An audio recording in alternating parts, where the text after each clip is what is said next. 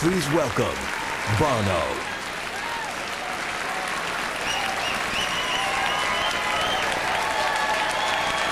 In the words of Lee Scratch Perry, Chrissa Blackwell is a vampire. The whole room is full of freaks. Have you been to the toilet? On a good night, misfits, malcontents, second-story men, visionaries, pirates. On a bad night, it's just the music business. On a good night, like tonight, it's like a kind of outpatient facility. Look at yourselves. God makes music out of his mistakes. I know, I'm one of them.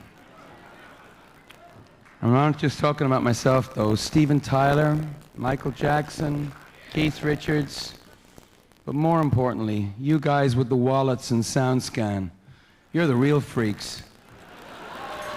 Really. Now, I know some of you think you could run Coca-Cola, don't you? You couldn't. You couldn't. The best of you couldn't. Chris Blackwell couldn't. It's not banking. And even if it was, the best of you couldn't run a bank. You could rob a bank. You couldn't run a bank. For some, music is an excuse to make money. For the best, money is an excuse to make music. First time I saw Chris Blackwell, I was 18 years old. You two were playing in a pub in South London. I knew that he was unemployable. It was the height of punk rock. He was wearing flip-flops. There used to be a lot of them out there, like Chris Blackwell, like Ahmet Ertegun, like Berry Gordy, like Mo Austin, and all those other loose cannons that the multinational corporations have such trouble fitting into their business plans. Now, to people tuning into VH1 who are still asking the question, who is Chris Blackwell? He's the reason I'm here. But you know what? 10 or 12 madmen like Chris Blackwell are the reason we're all here. And if we want to stay here, we better remember that.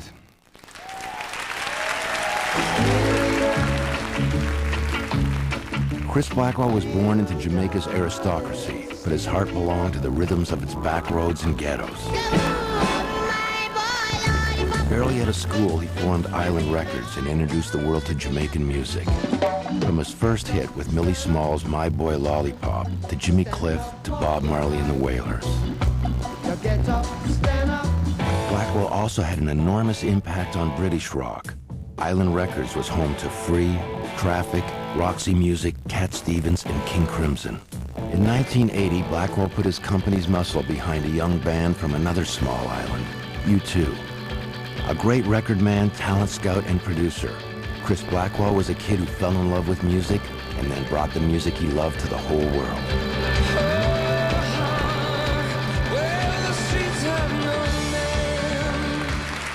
Mr. Blackwell, we would like to induct you to the Rock and Roll Hall of Fame. You deserve it because you built it. Thank you.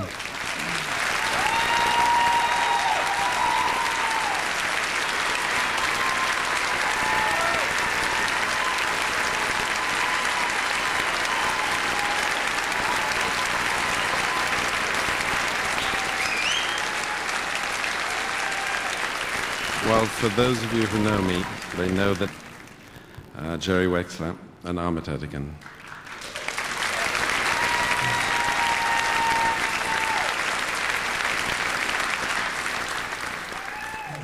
And Ahmet Ertegun has been my hero in this business, my mentor and my friend, and I really want to thank him very, very much.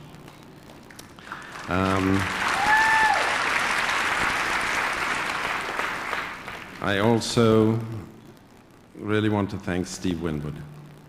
Steve Winwood was really the cornerstone of Island Records. I signed him when he was 15 years old, 1964. And he's really a musical genius. And because he was with Ireland, all the other talent really wanted to be with Ireland. So he was really a cornerstone for us, and I really want to thank him.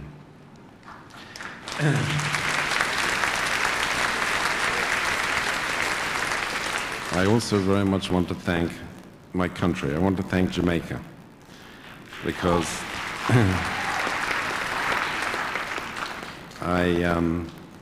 Jamaica's really been the sort of underlying strength for me all these years.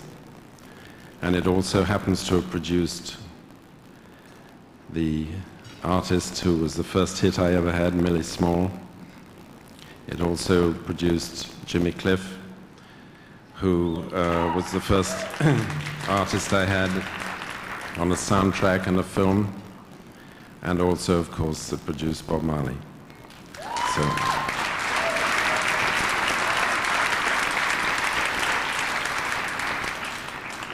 That's the longest speech I've ever made. I just want to thank you all very much.